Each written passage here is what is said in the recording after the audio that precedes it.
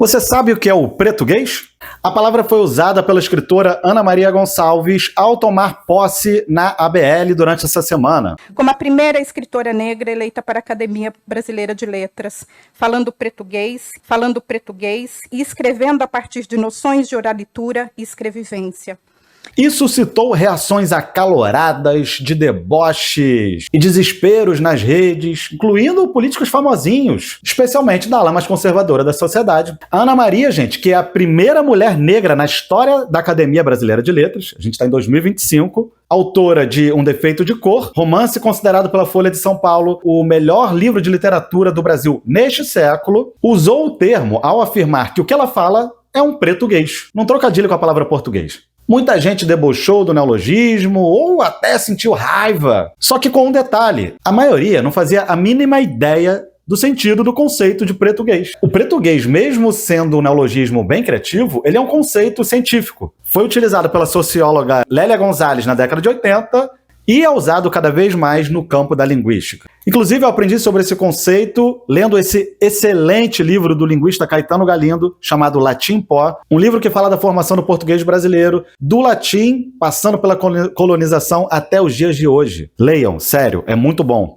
Bem, segundo o conceito de pretuguês, aquilo que a gente chama de português brasileiro, especialmente falado, é fruto, sobretudo, da influência que os povos africanos deixaram na nossa língua. E essa influência, pessoal, não está apenas no vocabulário, em palavras como paçoca, cafuné, caçula, entre tantas outras. A influência dos falares africanos se deu na estrutura da nossa língua, na fonética, na morfologia e na sintaxe. É devido a essa influência, por exemplo, que nós brasileiros pisamos mais na vogal, mais do que os lusitanos, e falamos opção em vez de opção, advogado em vez de advogado, hip hop em vez de hip hop. Essa influência também teria gerado a nossa tendência de apagar o R no final de algumas palavras, como calor em vez de calor, amor em vez de amor, almoçar em vez de almoçar. Esses são apenas alguns exemplos. E aí ocorre o seguinte, para a linguística atual, fica cada vez mais evidente que o português brasileiro ele foi estruturado fundamentalmente por causa da influência dos falantes africanos e afro-brasileiros. Mais até do que a influência indígena, que também, óbvio, deixou grandes marcas. Para fazer um contraste com o caso do Black English, o Black English seria uma variante do inglês pertencente à comunidade negra. No caso do pretuguês, não se trata disso. O pretuguês é, essencialmente, o português brasileiro. E o português brasileiro, nada mais, nada menos do que o pretuguês. Especialmente o falado, informal, do cotidiano. Que, por sua vez, influencia cada vez mais a escrita, tá? E como tudo isso aconteceu? Como a Lélia Gonzalez e os linguistas atuais fundamentam esse ponto de vista? Como eles chegaram a essa conclusão? Eu vou compartilhar para vocês o que eu li no Latim Pó, do Caetano Galindo, que traz uma perspectiva sobre esse processo com fundamentações muito sólidas, muito sérias, apesar de ter uma linguagem fluida, feita para o grande público acessar conhecimentos de linguística. Eu vou começar com um trecho do livro que diz o seguinte: o que vem sendo aventado por mais e mais pesquisadores é que teriam sido justamente os falantes africanos em terra brasileira os responsáveis pela formação e difusão no que o português brasileiro realmente tem de seu. O que essa tese está quebrando é aquela narrativa meio coloridinha de que o português brasileiro é uma versão do português europeu apenas temperado por algumas características africanas e indígenas. Não é isso que ocorreu. Primeiro, o português não manteve um fio ininterrupto de 1500 até aqui. Segundo, o português brasileiro não é um português europeu com tempero tropical. Os falares indígenas e principalmente africanos não são ingredientes secundários. Eles alteraram profundamente a estrutura do idioma que hoje a gente chama de português brasileiro. E por que teriam sido principalmente os negros e os mestiços os responsáveis pela formação e espalhamento desse modelo do idioma pelo país inteiro? Por quê?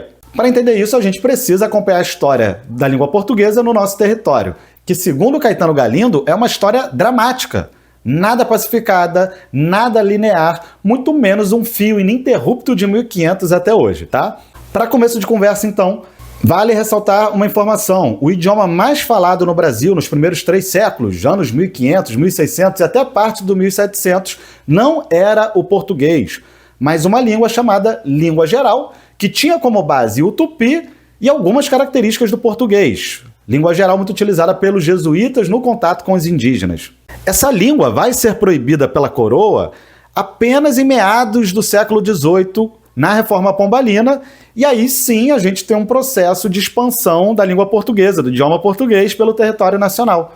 Mas o português só começa a ganhar fluxo mesmo no Brasil quando, em meados dos anos 1700, o país passa por uma profunda mudança com o aumento do tráfico negreiro, principalmente a partir do ciclo do ouro. E aí, os indígenas, base popular até então, serão fortemente dizimados. Os sobreviventes serão poucos nos litorais. A população indígena vai ficar mais restrita aos interiores e à região amazônica. Nesse momento, galera, nossos litorais, bem como Minas Gerais e São Paulo, onde estava o maior contingente populacional do país, até hoje, na verdade, vão ser formados massivamente pela presença dos escravizados da África. Cara, há estimativas de que algumas cidades de Minas e do Rio, nos anos 1700, tinham mais de 70% da população de negros. São os negros, então, essa base populacional gigantesca que vai ser obrigada a aprender o português de forma precária, claro, e que vai formar a cultura idiomática que deu no português brasileiro atual. E os motivos para eles deixar essas marcas são dois. Primeiro, como eu falei, desde fins do século XVIII, eles representam a massa da população brasileira. Olha esse gráfico do censo de 1872, primeiro censo do Brasil realizado pelo Império, para você ter uma ideia da demografia brasileira nessa época. Segundo, os africanos e os afro-brasileiros vão ter uma circulação muito grande pelo território nacional, principalmente devido às mudanças econômicas. A população negra vai migrar do Nordeste para o Rio, do Rio para Minas, de Minas para outros estados, enfim. São esses fluxos da população negra, especialmente, que vão moldar e espalhar o nosso idioma por todo o território nacional. Os indígenas não viveram esse fluxo. Os brancos menos ainda, porque, enfim, podiam ficar bem estabelecidinhos ali no seu lugar. Um português já bem modificado, como a gente viu ali no censo de 72, a população brasileira era 80% analfabeta, não havia aprendizado formal da língua portuguesa, era um aprendizado precário, o que vai gerar mais alterações. Por isso, o português brasileiro se distanciou bastante do português europeu. Não à toa, sites, jogos, plataformas de streaming geralmente vão colocar ali a versão do português de Portugal, o português brasileiro. Agora, essa ampliação da língua portuguesa, que começa ali em meados de 1700, ela só vai ocorrer de forma mais consistente depois da independência do Brasil, depois de 1822, porque vai ser o Império que vai ter como um valor a unificação de todos os estados, incluindo a unificação por meio do idioma.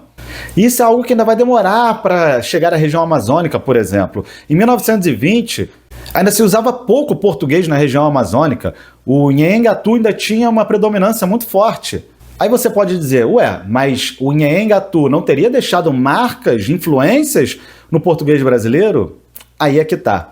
Não tanto porque uma parte gigante dos falantes de Nheengatu foram dizimados na revolta da cabanagem e durante a Guerra do Paraguai. E a reocupação do norte vai se dar principalmente com as migrações dos povos nordestinos para essa região, povos nordestinos esses que já estavam moldados nesse português, também conhecido como pretuguês. Então, gente, olha só, não se trata de um desmerecimento da influência indígena, não é uma guerra identitária. É um fato, é questão de entender os fatos. Uma população de 4% no meio do século XIX não teria a capacidade de influenciar idêntica a uma população que era de 60% ou mais. E que, além desse número gigante, circulou muito mais pelo país, pelas dinâmicas econômicas da escravidão, pós-escravidão também. Essa é a ideia do conceito de pretuguês. De fato, foram os falantes africanos que contribuíram definitivamente para esse formato de português que a gente chama de português brasileiro. E aí, gente, os aspectos gramaticais e linguísticos que estão envolvidos nesse processo, eu vou deixar para falar em outro vídeo. Caso vocês tenham interesse de entender mais esses aspectos linguísticos, comenta aqui, curte e, aliás, compartilha esse vídeo, que eu acho que é um conceito muito importante para a gente entender melhor o que é o nosso idioma, até para a gente evitar essas reações bizarras, ignorantes, como a gente viu nas redes sociais nessa semana.